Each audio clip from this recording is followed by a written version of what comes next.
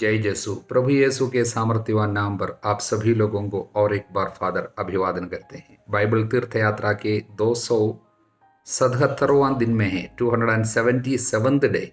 यशायाह नबी के 3 अध्यायों पर हम मनन करते हैं, 58, 59 और 60। प्रवक्ता ग्रंथ के अध्याय 15 और मत्ती के सुसमाचार के अध्याय 17। यशायाह नबी के 58वां अध्याय में इजरायलियों के बीच में प्रचलित झूठे धर्म अनुष्ठान के खिलाफ प्रभु नबी के द्वारा बोलते हैं। Wrong and false religious observance, मुख्य रूप से 2 कार्य, उपवास और विश्राम दिवस का आचरण। हालेलुया। इजरायलियों के लिए ये आचरण धीरे धीरे एक नकारात्मक रूप ले चुका था। प्रभु के प्रति प्यार के कारण जो कार्य करना चाहिए था वह अपने स्वार्थ के लिए, अपने को कुछ पाने के लिए आध्यात्मिक कार्य का अनुष्ठान, प्रभु इसको धिक्कारता है। हालेलुया। वास्तव में हर एक आध्यात्मिक अनुष्ठान आचरण प्रभु के प्रति प्यार से निकलना चाहिए, जिससे हम प्रभु का आदर करें। पहला उद्देश्य है प्रभु का आदर, क्योंकि हम प्रभु को प्यार करते हैं। किंतु यहाँ पर इस्राएलियों का आचरण धीरे धीरे ऐसा हो चुका था कि नाम के वास्ते वे करते थे, अपने को कुछ आशीर्वाद आशीष मिलने के लिए, कुछ पाने के लिए वे करते थे, लेकिन प्यार का भाव था। जब प्रभु को प्यार नहीं करता है, प्रभु जिसको प्यार करते हैं उनको भी हम प्यार नहीं करते हैं, यानी अपने पड़ोसियों से भी प्यार नहीं है। इसलिए वहाँ पर क्या होता है, उपवास के दिन में लड़ाई झगड़ा करार मुक्के मारते हैं, यह सब होता था। वास्तव में ये दोनों आचरण नकारात्मक इसलिए बन गया क्योंकि उपवास का मतलब खाना नहीं खाता है, और सब्बात विश्राम दिवस का मतलब काम नहीं करता है। लेकिन प्रभु चाहता है कि जो चीज नहीं करता है वो नहीं, बल्कि उस दिन आप क्या कर सकते हैं प्रभु के लिए, इस बात पर आपको ध्यान लगाना चाहिए कि उपवास के दिन में आपको क्या क्या करना होगा।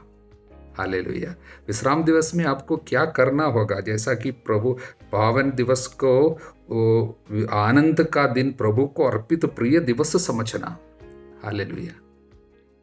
और उपवास के दिन में आपको सब क्या करना चाहिए, मुख्य रूप से आपको 10 कार्य प्रभु के लिए करना है। एक, अन्याय की बेड़ियों को तोड़ना। दूसरा, जुए के बंधन खोलना। तीसरी बात, पददलितों को मुक्त करना। और चौथी बात, हर प्रकार की गुलामी को समाप्त करना। और 5वीं बात, अपनी रोटी भूखों के साथ खाना। और 6वीं बात, बेघर दरिद्रों को अपने यहाँ ठहराना। अगली बात, जो नंगा है उसे कपड़े पहनाना।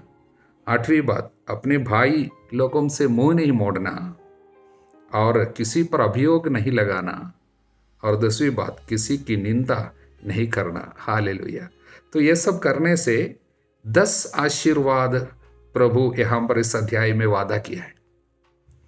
अगर प्रभु के प्रति प्यार के कारण सच्चे दिल से आप इन धार्मिक अनुष्ठानों को आप करेंगे, इसका आचरण करेंगे, प्यार के कारण करेंगे, सच्चे दिल से करेंगे, तो 10 आशीर्वाद आपके ऊपर आ जाएंगे। पहली बात, एक प्रबुद्ध जीवन आपका होगा। इसका मतलब अंधकार में तुम्हारी ज्योति का उदय होगा, तुम्हारा अंधकार दिन का प्रकाश बन जाएगा, तुम्हारी ज्योति उषा की तरफ उठ निकलेगी। इसका मतलब प्रकाश में जिएगा, प्रबुद्ध जीवन। हालेलुया। कि आपके दिमाग में प्रकाश आएगा, क्या करना है आपको पता चलेगा, इसलिए प्रबुद्ध जीवन। दूसरी बात, एक निर्देशित जीवन। प्रभु निरंतर तुम्हारा पथ प्रदर्शन करेगा, एक गाइडेड लाइफ। निरंतर प्रभु आपको कहाँ पर जाना है, क्या करना है, आपको बताता जाएगा। तीसरी बात, एक संतुष्ट जीवन। प्रभु तुम्हें तृप्त करेगा, मरुभूमि में भी प्रभु तुम्हें तृप्त करेगा। और अंत में कहा है कि तुम्हारे पिता याकूब की विरासत से प्रभु तृप्त करेगा, इसलिए तृप्त जीवन, एक तृप्त जीवन। प्रभु हमको देगा, एक संतुष्ट जीवन। हालेलुया। उसके बाद है चौथी बात है एक सुगंधित जीवन, फ्रैग्रेंट लाइफ। इसलिए प्रभु कहता है मैं तुम्हें सिंचे हुई उद्यान के जैसे एक गार्डन की तरह बना दूंगा, सुगंधित रहेगा, फ्रैग्रेंस होगा। हालेलुया। और प्रभु एक सशक्त और सामर्थ्य का जीवन, पावरफुल लाइफ। प्रभु तुम्हें शक्ति प्रदान करता रहेगा, तुम्हें शक्ति प्रदान करता रहेगा, और तुम्हारी प्रार्थना का उत्तर होगा। जब भी तुम पुकारोगे प्रभु उत्तर देगा, तब सामर्थ्य आ जाएगी। प्रार्थना में सामर्थ्य, शक्ति, सशक्त जीवन होगा। हालेलुया। और है प्रभु कहता है कि स्थिरता का जीवन, तुम्हें जल स्रोत के जैसे बनाऊंगा जिसकी धारा कभी नहीं सूखती। तो वहां पर स्थिर होगी, आपके जीवन में आशीर्वाद स्थिर रहेंगे। हालेलुया। इसलिए एक स्थिरता का जीवन प्रभु आपको देना चाहता है। और सातवीं आशीर्वाद ही एक उपजाऊ जीवन, कि मतलब एक प्रोडक्टिव लाइफ, और दूसरों के लिए अनुग्रह का कारण बनाएगा, हीलिंग का कारण बनाएगा, चंगाई का कारण बनाएगा, उपचारात्मक जीवन। इसलिए प्रभु कहता है तुम क्या बनोगे, पुराने खंडहरों का उद्धार करोगे, पूर्वजों की नींव पर अपना नगर बसाओगे, चार दीवारी की दरारें बांटने वाले टूटे फूटे घरों का पुनर्निर्माता कहलाओगे। घर के लिए आशीर्वाद, घर को, अपने घर के ऊपर जो श्राप सब लगे हुए उससे छुटकारा दिलाने वाला बनेगा। आपके द्वारा आपके परिवार में लोगों को आशीर्वाद मिलेगा। जो ट्रांस जनरेशनल बॉन्डेज, यानी पूर्वजों से चली आ रही जो श्राप की बातें हैं, अगर कुछ, उससे छुटकारा आपके द्वारा परिवार में सबों को मिलेगा। हालेलुया। और संरक्षित जीवन, प्रभु सुरक्षा देगा, आगे पीछे से संरक्षण देगा, तुम्हारे पीछे पीछे ईश्वर की महिमा आती रहेगी। हालेलुया। इसलिए प्रभु आपको संरक्षण देगा, वही है आठवीं आशीर्वाद। नौवीं आशीर्वाद क्या है, प्रभु आपको एक आनंदित जीवन देगा, प्रभु में आनंद मनाना शुरू करेगा। तुम प्रभु में, प्रभु का आनंद तुम्हें प्राप्त होगा, आनंदित जीवन, ए जॉयफुल लाइफ। और 10वें आशीर्वाद क्या है, एक ऊंचा जीवन। इसमें इंग्लिश में ऐसा कहता है कि the Lord will make you ride upon the Heights of the earth, ऊंचे ऊंचे स्थानों में ले चलूंगा। हिंदी में ट्रांसलेशन, तुम लोगों को देश का पर्वत प्रदान करूंगा। इसका मतलब ऊंचे जगह में निवास करने देगा, ऊंचाई पे प्रभु चलने देगा, एक ऊंचा जीवन। इस तरह का 10 आशीर्वाद प्रभु वादा किया है कि सच्चे दिल से उपवास का जीवन बिताएंगे, उपवास का कार्य करेंगे और विश्राम दिवस का पालन करेंगे, उन लोगों के लिए प्रभु इतने आशीर्वाद ये 58वां अध्याय में प्रभु वादा किया है। हालेलुया। अब यशायाह नबी के 59वां अध्याय, उसका मुख्य रूप से 3 भाग है। पहला भाग 1 से 8 तक का वचन, प्रभु उत्तर क्यों नहीं देता, प्रभु बचाने क्यों नहीं आता, प्रभु हस्तक्षेप क्यों नहीं करता, प्रभु क्यों सुनते नहीं है, इसका उत्तर इसमें दे रहे। हालेलुया। तुम्हारे अधर्म ने तुमको ईश्वर से दूर किया, तुम्हारे पापों ने ईश्वर को तुमसे विमुख कर दिया, इसलिए वो तुम्हारी नहीं सुनता। वे अन्याय का गर्भ धारण करते अपराध को जन्म देते हैं। पापमय जीवन जहां पर है वहां पर ईश्वर की उपस्थिति का अनुभव कर नहीं सकते हैं। इसलिए ईश्वर की उपस्थिति हम लोग पहचान नहीं पाते हैं। हालेलुया।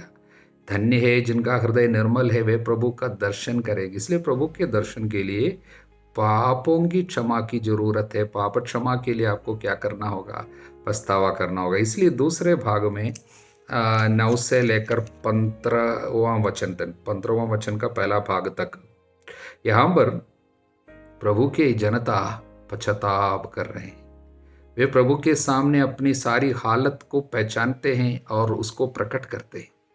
बिना शर्माए वे स्वीकार करते, हमने पाप किया, हमारे साथ ऐसा ऐसा हो रहा है, हम इस तरह के पाप में जीवन बिता रहे हैं, उन लोग स्वीकार कर रहे हैं। इसलिए उनकी हालत बिगड़ रही, उनको समझ में आ गया, इसलिए वे स्वीकार कर रहे, पाप स्वीकार। हालेलुया। इसलिए तीसरा भाग 15वां वचन के दूसरे भाग से 21वां वचन तक, प्रभु एक योद्धा की तरह उनके पास उनको बचाने के लिए आ जाता है। जब भी पछतावा करते हैं प्रभु आ जाता है। वचन 20, वो सियोन के उद्धार के रूप में आएगा, योद्धा के जैसे आ रहा है। इसलिए उसके विषय में लिखा है, न्याय का कवच धारण करेगा, सिर पर उद्धार का टोप रखेगा, कुर्ते की तरह प्रतिशोध का वस्त्र पहना है, धर्मोत्साह की चादर ओढ़ी है, और इस तरह वो आएगा। सियोन के उद्धारक के रूप में आएगा, याकूब के उन लोगों के पास जो पश्चाताप करते हैं। पश्चाताप करने वाले लोगों के पास प्रभु आता है। तब प्रभु क्या करेगा? प्रभु कहता है, ये तुम्हारे लिए मेरा विधान है, मेरा आत्मा तुम्हारे साथ रहेगा। पश्चाताप करने वालों के साथ प्रभु का आत्मा रहेगा। मैंने तुम्हारे मुंह में जो शब्द रखे हैं वे अब से और अनंत काल तक न तो तुम्हारे मुंह से, न तुम्हारे पुत्रों के मुंह से, और न तुम्हारे वंशजों के मुंह से अलग होंगे। हालेलुया। प्रियजनों, जो पश्चाताप का जीवन बिताते हैं, धार्मिक जीवन बिताते हैं, उनके लिए ये वायदा है। हालेलुया। उनके बच्चों में भी आशीर्वाद जाएगा, बच्चों के बच्चों में भी ये आशीर्वाद जाएगा। एक व्यक्ति पश्चाताप जब करता है, ईश्वर के वचन पर चलता है, धार्मिक जीवन बिताते हैं, उनके परिवार पे किस तरह का आशीर्वाद आते हैं, ये वायदा भी प्रभु यहाँ पर उनको देते हैं। हालेलुया। 60वां अध्याय बहुत ही सांत्वनादायी एक अध्याय है। 2 प्रकार का अर्थ इसमें है। पहला अर्थ शाब्दिक अर्थ, यानी द टेक्सचुअल मीनिंग, वो यह है कि निर्वासन से जनता वापस आ जाती है। प्रभु की जनता वापस यरूशलेम में आ जाती है, निर्वासन बाबुल से वापस आ गया, और फिर से जो कुछ ध्वस्त था वहाँ पर, मंदिर ध्वस्त था, सारे शहर ध्वस्त पड़ा हुआ था, उसको फिर से पुनः बनवाते हैं और आराधना फिर से शुरू होती है। प्रभु के आदर में लोग एक जनता बनकर फिर से रहते। इस तरह यरूशलेम की भावी गौरव महिमा होती है। पहला अर्थ वही है। लेकिन सबसे महत्वपूर्ण अर्थ, आध्यात्मिक अर्थ, वो नहीं है। वो अंतिम काल से जुड़ी हुई एक अर्थ है। जैसा कि प्रकाशना ग्रंथ के अध्याय 21 में वचन 23 से लेकर हम लोग पढ़ते नवीन यरूशलेम।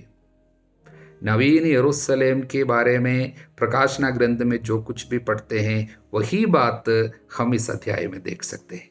वास्तव में कलीसिया में पूरी होती है। अंतिम समय में एक ऐसा समय आएगा, जो भी कलीसिया के विरोध करते थे वे सब कलीसिया में आएंगे, वे सब प्रभु में विश्वास करेंगे, सबके सब आएंगे। यानी देश विदेश से लोग कलीसिया में जुड़ जाएंगे। गैर यहूदी लोग, जो भी विदेशी लोग थे, गैर यहूदी थे, वे सब के सब ये कलीसिया में आ जाएंगे। इस तरह कलीसिया की महिमा होगी। हालेलुया। इसका 2 अर्थ हो सकता है। एक, स्वर्ग में विजयी कलीसिया को होने वाली महिमा। दूसरी एक बात यह है कि इसी दुनिया में ही ईश्वर के राज्य का आगमन, यानी कलीसिया में सारे देश जुड़ जाएंगे, यानी सभी लोग प्रभु में विश्वास करने का एक समय आ जाएगा। इस दुनिया में ही रहते हुए इस पृथ्वी पर एक ऐसा समय होगा जहां पर सब कोई प्रभु में विश्वास करने का, ये भविष्यवाणी हमको सांत्वना देते हैं। आज भले ही कलीसिया में कई प्रकार की तकलीफ हमको सामना करना पड़ता, कई लोग विरोध करता है, विश्वासियों के विरोध करते हैं, कई जगह में अत्याचार होते हैं। ये सब होने के बावजूद ये भविष्यवाणी हमको सांत्वना देते, एक ऐसा समय आएगा, शत्रु विरोध करने वाले लोग सब मित्र बनेंगे और प्रभु में विश्वास करते हुए कलीसिया के सदस्य बनेंगे। हालेलुया। प्रभु को धन्यवाद। प्रवक्ता ग्रंथ के 15वां अध्याय मुख्य रूप से 2 संदेश लेके आते हैं। पहला संदेश प्रज्ञा की प्राप्ति। प्रज्ञा को प्राप्त करना एक व्यक्ति के लिए कितनी जरूरी है और प्रज्ञा को प्राप्त करने से व्यक्ति को कितना लाभ होता है, क्या आशीर्वाद आते हैं, उसके विषय में बताया है। और उस भाग के अंत में यह बताया है कि पापी लोगों को प्रज्ञा प्राप्त नहीं होती, पापियों से प्रज्ञा भाग जाती है। पाप के कारण हम लोग प्रज्ञा से वंचित रहते हैं। और वचन 7 से मूर्ख लोग उसे प्राप्त नहीं करेंगे। मूर्खता बाइबल के अनुसार एक पाप है, यानी संसार की चीज़ों में ज़्यादा लगे रहना, आध्यात्मिक बातों को भूल जाना ही मूर्खता है। अपनी संपत्ति पे भरोसा रखना और ईश्वर पर श्रद्धा नहीं रखना, ये सब मूर्खता है। पापी उसके दर्शन नहीं करेंगे। घमंडी और कपटी से प्रज्ञा दूर रहती है, इसलिए पाप के कारण प्रज्ञा से लोग वंचित रह जाती है। तो पाप हो या प्रज्ञा की प्राप्ति हो, दोनों में एक व्यक्ति की निर्णय करने की जो इच्छा है वो निर्भर है, उस पर निर्भर है, यानी फ्री विल पर निर्भर है, अपने ऊपर निर्भर है। आपको प्रज्ञा चाहिए या पाप का सुख चाहिए, ये आपके ऊपर निर्भर है। इसलिए दूसरे भाग में फ्री विल के ऊपर यानी निर्णय करने की स्वतंत्रता के बारे में प्रवक्ता ग्रंथ में हमको शिक्षा मिलती है। यहाँ पर सबसे मुख्य बात, पहली बात यही है, कभी भी किसी को ये बोलना नहीं चाहिए कि मेरे पाप करने के पीछे प्रभु का हाथ है। मैंने इसलिए पाप किया क्योंकि प्रभु ने ऐसे वातावरण में मुझे रख दिया, इसलिए मैंने पाप किया। प्रभु किसी को पाप करने के लिए प्रेरणा नहीं देता और पाप में प्रभु कभी नहीं चाहता कि हम पाप में पड़े। हालेलुया।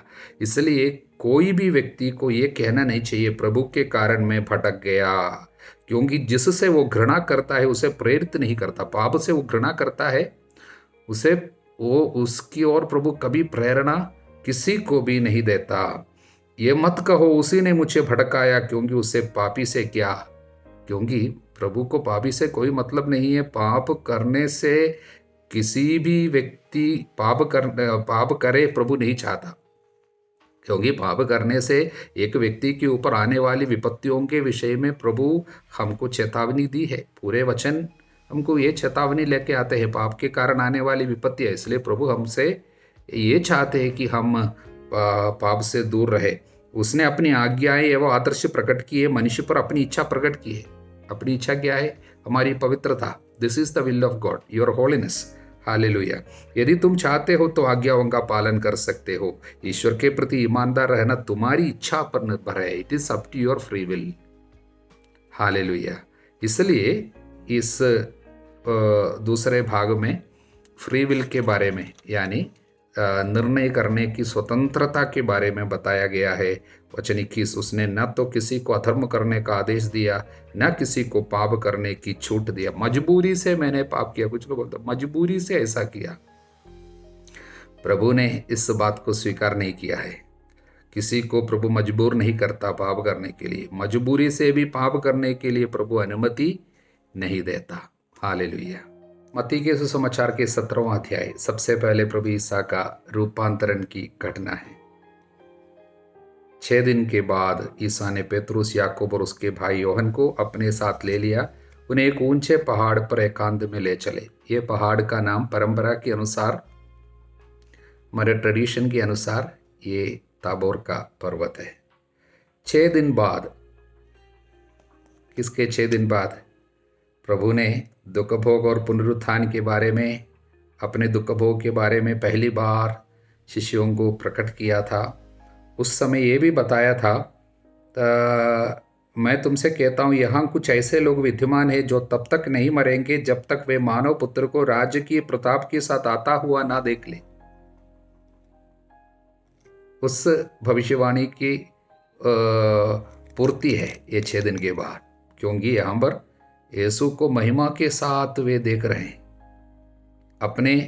अपने राजकीय प्रताप के साथ वे लोग यीशु को देखे। उनके सामने ईसा का रूपांतरण हो गया। उनका मुखमंडल सूर्य की तरह दमक उठा। उनके वस्त्र प्रकाश के समान उज्जवल हो गए। हालेलुया। साथ साथ उन्होंने शिष्यों ने मूसा और एलियस को यीशु के साथ बातचीत करते दिखाई दिया। लूकस के सुसमाचार में लिखा है उन लोगों का बातचीत का विषय क्या था। उन लोग यीशु के दुख भोग के विषय में बात कर रहे थे। हालेलुया। संत लोगों को अब बात करने के लिए और कुछ नहीं। यीशु ने जो दुख सहा, यीशु की मृत्यु और पुनरुत्थान, इससे बढ़कर और कुछ भी बात करने के लिए नहीं है संतों को। इसलिए तो संत पौलुस कहता है क्रूसित यीशु के सिवा और कुछ भी बोलना मुझे पसंद नहीं है, और कुछ जानना भी नहीं चाहता। यीशु के दुख भोग और मृत्यु और पुनरुत्थान, इससे बढ़कर और कुछ भी नहीं है। हालेलुया। तो मूसा को और एलियस को देखा। मूसा जो है संहिता के प्रतिनिधि है और एलियस जो है नबियों के प्रतिनिधि है। तो संहिता और नबी जो है यहूदियों के लिए उनके धर्म का सर्वस्व था। तो ये दोनों प्रभु यीशु से बात कर रहे थे। तो पुराने विधान पूर्ण रूप से यीशु में ही पूर्ण हो जाती है। तब शिष्यों को समझ में आया कि यीशु की ये दावा निराधार नहीं है कि यीशु ने कहा था संहिता और नबियों के लेखों को रद्द करने नहीं बल्कि मैं पूरा करने आया हूँ। उनको समझ में आए।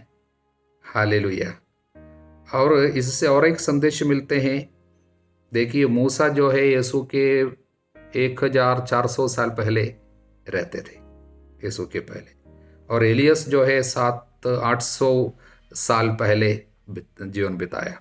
तो इसका मतलब ये है कि इतने साल पहले इस दुनिया से चल बसे चले गए संत लोग भी आए। इसका मतलब वे अभी भी जीवित है, उनका नाम भी है, और वे अपने व्यक्तित्व में आया। इसलिए उनको देखते हुए मूसा और एलियस समझ में आया, व्यक्तित्व में आया। उन लोग आ पाया और वे यीशु के पास आए। यीशु के पास आने की अनुमति उनको है। इसलिए संत अगस्तीन इसके विषय में कहता है, इससे ये बात प्रकट हो जाती है कि सब इस दुनिया से चले गए संत लोगों को ईश्वर की इच्छा के और उसके परमिशन के साथ ईश्वर जब चाहेंगे तब जीवित रहने वाले लोगों के जीवन में आज यहाँ पर पृथ्वी पर रहने वाले लोगों के जीवन में हस्तक्षेप कर सकते हैं। हालेलुया। इसलिए संत लोग मदद कर सकते हैं, संत लोग आ सकते हैं, संत लोग दिखाई दे सकते हैं और हमारे कार्य में हस्तक्षेप कर सकते हैं ईश्वर की इच्छा के अनुसार। हालेलुया। और तब वहाँ पर एक चमकीला बादल छा गया। ये पवित्र आत्मा का प्रतीक है।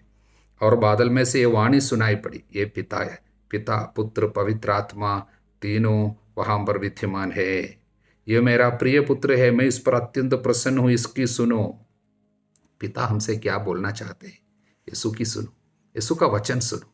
माँ मरियम क्या बोलती है? वे जो कुछ तुमसे कहें उसकी सुनो। पिता क्या बोलते हैं? इसकी सुनो। हालेलुया। ये वाणी सुनकर वे मुंह के बल गिर पड़े। उसके पहले उन्होंने प्रकाश के समान उज्ज्वल और सूर्य की तरह दमक उठा हुआ चेहरा ये सब देखा था, फिर भी डरा नहीं था। लेकिन ये आवाज से, पिता की आवाज से वे डर गए। वो मुंह के बल गिर पड़े, बहुत ही डर गए थे। और ईसा आकर उनको स्पर्श किया, उठो डरो मत। उन्होंने आंखें ऊपर उठाई तो उन्हें ईसा के सिवा और कोई नहीं दिखाई पड़ा। ईसा के सिवा और कुछ भी देखने की जरूरत भी नहीं। हालेलुया। अंत में कौन है? अंत, आदिम और अंत कौन है? यीशु है। इसलिए यीशु के सिवा और कुछ भी देखने की जरूरत भी नहीं है। हालेलुया। और ईसा ने पहाड़ से उतरते समय उन्हें आदेश दिया, 9वां वचन, जब तक मानव पुत्र मृतकों में से न जी उठे तब तक तुम लोग किसी से भी इस दर्शन की चर्चा नहीं करोगे। हालेलुया। इसका मतलब क्या है कि जब तक यीशु के पुनरुत्थान नहीं होता तब तक पवित्र आत्मा शिष्यों को और लोगों को नहीं दी जाती है। जब तक पवित्र आत्मा लोगों पे नहीं रहते हैं तब तक ईश्वरीय बातों को समझने की कृपा लोगों को नहीं मिलेगी। उन लोग अविश्वास करेंगे। ये बातें जाकर बाकी लोगों को बताएंगे। जैसे फारिसी और शास्त्री यीशु के चिन्ह चमत्कारों को देखने के बावजूद विश्वास नहीं करता था, उसी तरह उन लोग निंदा करेंगे, उनका पाप और बढ़ेंगे, उसका हृदय और कठोर हो जाएंगे। प्रभु नहीं चाहता। हालेलुया। इसलिए तो प्रभु ने कहा था, पवित्र वस्तु कुत्तों को मत दो, अपने मोती सुअरों के सामने मत फेंको। मतलब इस तरह जाकर ईश्वरीय बातों को हमने ये देखा, ये सब बताएंगे, बाकी लोगों को कुछ भी समझ में नहीं आएंगे। वे लोग अविश्वास करेंगे और पाप करेंगे। अविश्वास एक पाप है। इस तरह इनके पाप बढ़ जाए प्रभु नहीं चाहता है। इसलिए प्रभु कहता है, मानव पुत्र मृतकों में से न जी उठे, क्योंकि पुनरुत्थान, यीशु का पुनरुत्थान, उसी के द्वारा ही बाकी सारी आध्यात्मिक कृपाएं लोगों को मिल जाती है। इसलिए तब तक इसके विषय में कुछ ना बोले, ये दूसरों की भलाई के लिए, नहीं तो उनका हृदय और कठोर हो जाता। इसलिए प्रभु बताते हैं। हालेलुया। आगे हम अपतूतग्रस्त लड़का की घटना पढ़ते हैं। इस लड़का को मिर्गी का दौरा पड़ा करता था और उसको शिष्य लोगों के पास से लेके आया, लेकिन उन लोग उस बेटे को चंगा नहीं कर सका। इसलिए उसका पापा यीशु के सामने घुटने टेकते हुए कहते हैं, प्रभु मेरे बेटे पर दया कीजिए, आपके शिष्य लोग उसे चंगा नहीं कर सका। हालेलुया। प्रभु उनके अविश्वास को कोसते हैं। ईसा ने अबदूत को डांटा, वो उस लड़के से निकल गया। पवित्र वचन हमको बताते हैं उसके बीमारी के पीछे दुष्ट आत्मा का एक कार्य था। प्रियजनों, कई बीमारी ऐसा हो सकती है जिसके पीछे शैतान का हाथ हो सकता है। हालेलुया। कई बीमारी ऐसा, मेरी बात समझिएगा, कई बीमारी ऐसी है जिसके पीछे दुष्ट आत्मा का कार्य हो सकता है और शिष्य लोग उसे निकाल नहीं सका। प्रभु ने कहा तुम्हारे विश्वास की कमी के कारण। तो विश्वास बढ़ने के लिए क्या करना होगा? प्रभु कहता है प्रार्थना तथा उपवास के सिवा नहीं हो सकता। ये दुष्ट आत्मा की जाति को भी निकालने के लिए प्रार्थना है, उपवास काल में है। हम प्रियजनों, उपवास को जो महत्व नहीं देता है सच्चे धर्म के हिस्सा नहीं है। सच्चा धर्म जो भी है वहां पर उपवास को महत्व है। उपवास के सिवा, प्रार्थना के सिवा दुष्ट आत्मा को अपने से भी नहीं निकाल सकेगा, दूसरों से भी नहीं निकाल सकेगा। संत अगस्तीन कहते हैं अपने अंदर रहने वाले दुष्ट आत्माएं कई हो सकती है। उदाहरण के लिए गुस्सा के दुष्ट आत्मा, ईर्ष्या की आत्मा, वासना की आत्मा, पेटूपन की आत्मा, घमंड के दुष्ट आत्मा, लालच के दुष्ट आत्मा। इन्हें सब बाहर निकालने के लिए कितने ज्यादा हमें प्रार्थना में आनी चाहिए। प्रियजनों, प्रार्थना के द्वारा ही विश्वास बढ़ते हैं। उपवास के द्वारा ही हमारी शक्ति दुष्ट आत्मा के ऊपर, हमारा सामर्थ्य, प्रभु का सामर्थ्य हम लोग स्वीकार कर सकते हैं। हालेलुया। इसलिए इन उपवास काल में इन बातों को विशेष रूप से मन में रखना चाहिए कि हम सभी लोगों को उपवास करना चाहिए, परहेज करना चाहिए। और आज की सभी शिक्षाओं में उपवास के विषय में आज हम पहले हम लोग इसे आके ग्रंथ में देखा है। हम प्रभु हमको बताते हैं उपवास एवं प्रार्थना के सिवा यह जाति नहीं निकाली जा सकती। उसके तुरंत बाद दुख भोग और पुनरुत्थान की द्वितीय भविष्यवाणी प्रभु फिर से उनको समझाया, उनके साथ क्या होने वाला है। मानव पुत्र मनुष्यों के हवाले कर दिया जाएगा, वे उसे मार डालेंगे, तीसरे दिन वो जी उठेगा। प्रियजनों, प्रभु उनको समझा रहे हैं अब तक तुमने जो कुछ भी देखा, चमत्कारों की सिलसिला देखा, उससे बढ़कर कुछ है, वो है दुख भोग। चमत्कारों के द्वारा जो हासिल नहीं कर सकता था, अभी दुख भोग के द्वारा प्रभु हासिल करने वाले। हालेलुया। सुख के समय में जो चीज हासिल नहीं कर सकता था, दुख के समय में प्रभु हासिल करने वाले हैं। तब ये सुनकर शिष्यों को बहुत दुख हुआ। उसके बाद हम एक मछली के मुंह से निकला हुआ पैसा के बारे में, सिक्का के बारे में हम लोग देखते हैं। देखिए, उस मछली के मुंह पे जो सिक्का, इतने बड़े समुद्र में जब पेतरुस जाके बंसी डालेंगे तो सबसे पहले आने वाले मछली के मुंह में एक सिक्का मिलेगा। इससे संदेश क्या है कि धरती के और समुद्र के सब कुछ के ऊपर प्रभु का अधिकार है। प्रभु सर्वज्ञ है, सब कुछ जानता है। एक मछली के मुंह में एक सिक्का मिलने वाला है, प्रभु यदि जानता है तो हमारे जीवन की हर एक बातें क्या प्रभु नहीं जानेगा? आपके जीवन में आपको कुछ समस्या है, आपको कुछ पैसा की जरूरत है, क्या आपका प्रभु को पता नहीं है? कि आपके प्रभु को इसके विषय में मालूम नहीं है? आप विश्वास क्यों नहीं करते? हमारे विश्वास की कमी के कारण हमारे पास पैसा नहीं आता है। हालेलुया। इसलिए प्रियजनों, विश्वास हमारा बढ़ना चाहिए। प्रभु हमारा ख्याल रखता है और हमारे लिए समय पर वो व्यवस्था कर सकता है। इसलिए पेतरुस को प्रभु वहां पर भेजा और उस मछली के द्वारा सिक्का आ गया। हालेलुया। कर चुकाने के बारे में, मंदिर का कर वैसे ही प्रभु को देना ही नहीं था, क्योंकि मंदिर से भी बढ़कर है वो। हम सभी लोग भी प्रभु से जो मुक्ति हम लोग पा चुके हैं, इसलिए हम सब मंदिर बन गए हैं। इसलिए मंदिर का कर चुकाने का मतलब स्वयं अपने को पवित्र रखने की उत्तरदायित्व हम लोग जो भी अपने ऊपर ले लिया है, उनको सब कर चुकाने की जरूरत नहीं। फिर भी प्रभु ने कहा कि हम किसी के लिए बुरा उदाहरण ना दे, किसी के लिए बुरा उदाहरण ना बने। इसलिए प्रभु ने कहा कर चुका दो। लेकिन उसके लिए प्रभु ने जो जो व्यवस्था और एक प्रबंध जो किया, उससे हमको संदेश मिलता है कि प्रभु हमारे सारे कार्य को जानते हैं और समय पर प्रभु हमारे लिए प्रबंध करेगा। विश्वास करना चाहिए, मेरा प्रभु मेरे लिए प्रबंध करता है।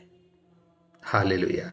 मेरे प्रभु को समस्त वस्तुओं के ऊपर, समुद्र के मछलियों के ऊपर, आकाश के पक्षियों के ऊपर सब अधिकार है, तो उनसे सब हम कितने बढ़कर है, तो हमारा ख्याल क्यों नहीं देखेगा, क्यों नहीं रखेगा। हालेलुया। प्रभु आप सभी लोगों को आशीर्वाद प्रदान करें, अब सदा सर्वदा अनंत काल तक। आमीन।